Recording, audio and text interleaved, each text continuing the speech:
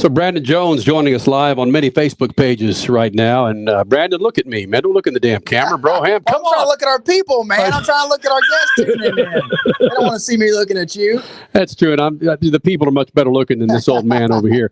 Look, man, what you did today is significant. Not just coming down, taking a flyer. I say a flyer. I'm not making a joke of it. But hopping in a race car in the ARCA Series, running on those General Tires, that's a big damn deal to come out here and compete with guys full-time in this series.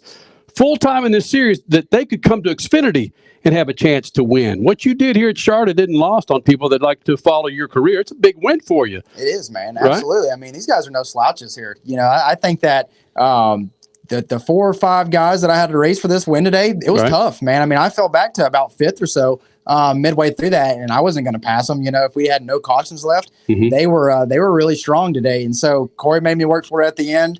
I think Jacob made some really good calls to get us back where we needed to be balance-wise. Sun went down kind of midway through that race, and I think that played into our favor a bunch too. You run on another brand of tires in the Xfinity Series, but you're running on General Tires, and I heard you talking to Claire with Sirius XM about the compound of the tires. Is that something that you have to get used to, going from that other tire to a General Tire?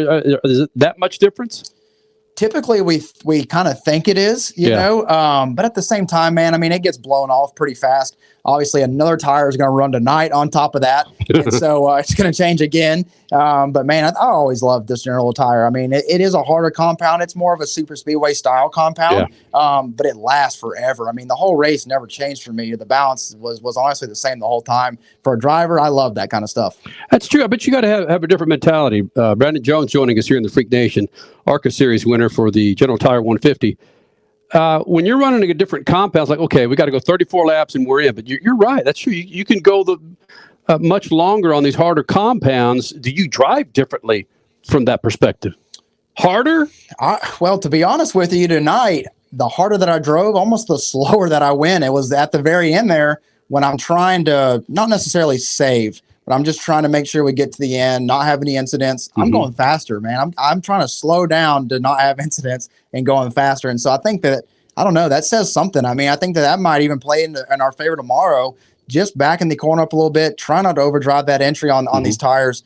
It showed that it didn't like that too much. It hurt the balance of the car whenever you would drive the car in too deep and stuff. And so it's almost like this tire wanted to be babied a little bit to gain speed.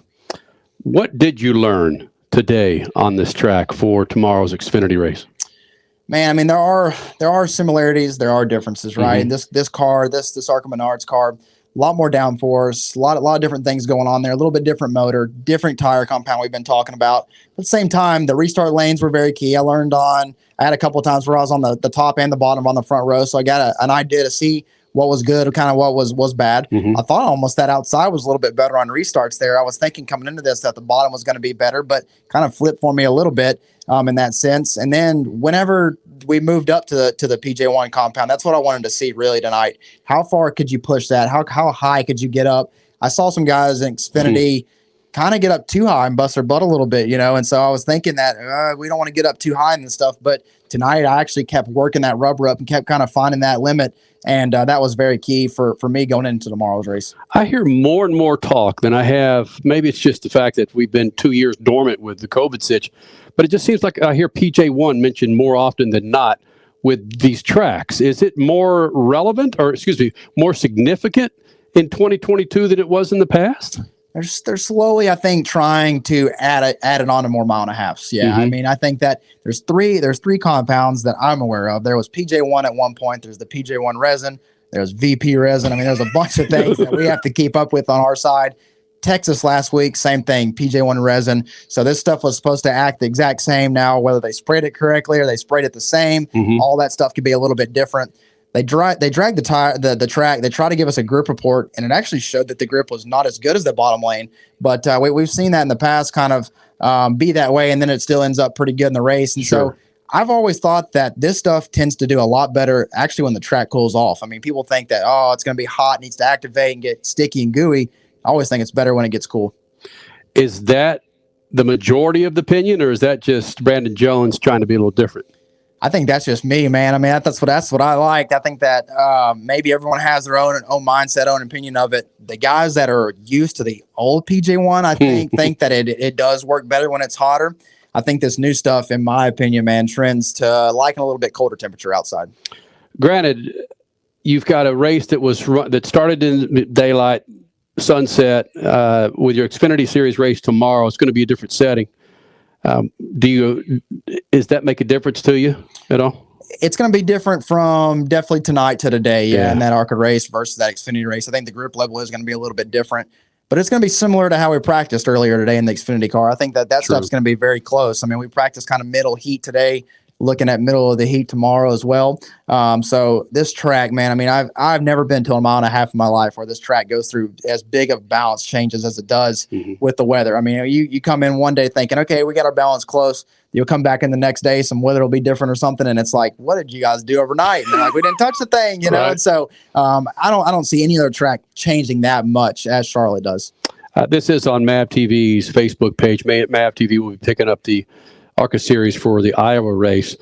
But when you run in an ARCA Series or another series outside of your full time with Xfinity, do you go to Joe Gibbs, or does Joe Gibbs go to you and saying, but we have no problem you running these other series?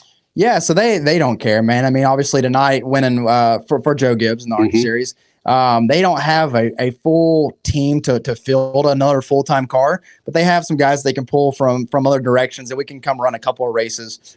So that's all I really wanted to do. I really wanted to focus on road courses this year. That's my main goal, was to come to this ARCA Menard Series to get on like Watkins Glen and a few of those tracks, you know, and I think that's obviously everyone's goal. They want to get more laps in these road courses because none of us grew up doing it. But then we ended up picking up a few of these races. I think Charlotte was one, obviously, Iowa, Bristol. So we have some more ovals thrown in there that Menards wanted me to come do. So I was really happy to obviously take those, and always fun to come win these things for Menards. They do so much for my career. They've been on my Supras and stuff for a very long time now. At MAV TV, they have the All-American Weekend, all right? We've got the the motocross race in Pala, California. Well, Pala, it's Southern California, which is Saturday. You have the Lil 500 Saturday night with MAV TV. And then, of course, you have the Show Me 100 in Wheatland, Missouri at Lucas Oil Speedway. Are you familiar with any of those races? A little bit, man. I mean, this week is racing week, right? I mean, we have a bunch of racing going on, and I think that going in this Memorial Day weekend, I mean, that's one thing that we all look forward to, watching some racing and stuff, especially on MAV. Love watching those. They're dirt races, if I'm not familiar, if I'm not correct. I've been working on some dirt stuff myself, man. I mean, that's one thing that you watch Larson, you watch Bell, all those guys, they all come from that dirt world, man. And so it's, I think, key to kind of get into that a little bit. I'm not personally doing it because that's just what Kyle and Bell do. You know, I think that there's values and stuff to be taken and stuff and learned. I'm not good at it yet. I'm getting better. I'm slowly getting there, but it's a lot different, a lot of fun. Okay, well, that being said, though, I don't know your upbringing, but it's interesting to hear the upbringing when I asked the question of Coca-Cola 600 or Indy 500. Granted, I know you're in the house that the Coca-Cola 600 is going to run, but you know the significance of the Indy 500. Where do you stand? Man, I mean, for as far as the hype around it, I mean, it's like our 500, you know, it's like our Daytona race, and it's just got so much energy around it. I've never been personally to the Indy 500. What the hell are you doing? I don't know what I'm doing. Look, I think, when is it? It's Sunday typically. So I got to, you know, at some point we got to take a little bit of time to sit on the couch and watch something, man. We go hard all week long. But I mean, yeah, cool event. One day it would be fun to step into an Indy car. I don't know about 240, man. That's pretty aggressive at that place. I've seen some crazy stuff happen at that track. But I used to love when we run the oval at the Brickyard. I mean, that was a fun place for me. I just started getting really good at that oval, and then they switched over to the road course. Of course, they wanted to switch it up. So I've always enjoyed watching that. It's been fun. We've been doing Speed Freaks for 22 years. It's been fun to see drivers really accept road course racing. It's just part of racing, and the fact that it makes you a better driver. I don't care what you're doing. When we started Speed Freaks, you probably have 10, 15 ringers on the road courses where the full-timers would sit out and Boris Said would come in, or Ricky Rudd, when he retired, he would come. But at your age, I mean, like you say, you like running on these freaking road courses because it's part of racing now. It's not just like, oh, God, we have 2 road course races. Let's just try and get through it. Yeah, I mean, they're at the point now where if you're not good at road courses, you probably aren't going to make the Final Four, man. I mean, you really have to be good at a variety of stuff. And I think that is one thing that kind of separates NASCAR drivers from other people, is because we're not just oval track drivers. We're not just that. We're a little bit of everything, man. We have to adapt on a weekly basis to what's coming up next. Road courses are tough. I mean, especially in a stock car, these cars are not built for road courses. I mean, you get in them and you can tell that they're not built for it. You can feel that the way that the weight's transferring and rolling. I mean, this thing feels like a bus. Yeah, and you go into a really good car that's built for a road course, and now you really see, wow, yeah, like this is the real deal.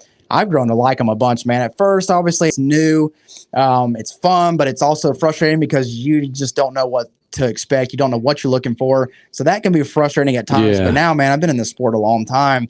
I've gotten to the point where now I know what it takes to win. I know how we need to be to compete for wins. There was times that we had chances to win road courses last year, even. So we've stepped up a bunch for sure, man. It's been a fun journey to try to figure that out.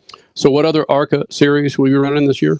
So I want to say we've got Bristol, Pocono, and Iowa are the ovals, and then I think we've got Watkins Glen thrown in there as well. Boom, because that's when MAV TV picks up. The ARCA series is in Iowa, so we'll be jamming a freaking camera in your face. Yeah, that's right, man. Come find me. We'll probably be up top on the board. Hey, have you seen real quick? Have you seen the video of Raja catching his car going up into 3 and 4 where he was loose anyway? They got up into the resin. Have you seen that yet? Dang, I don't think so. Yeah, I need to go find that out. It's gnarly. Yeah, that's gnarly. crazy. Yeah, he's badass. Dude, thanks for doing this, man. Appreciate it, guys. Say later. Thank you. Thanks for tuning in, everyone. There you go. Attaboy. That's how we roll here.